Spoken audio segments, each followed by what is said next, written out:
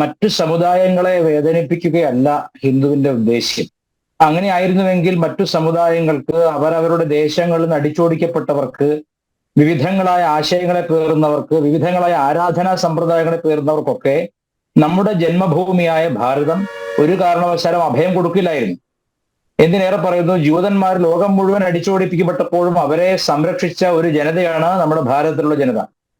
ഇതര സമ്പ്രദായങ്ങളോട് സഹവർത്തിത്വം എന്നത് നമ്മുടെ ഒരു ശീലമാണ്.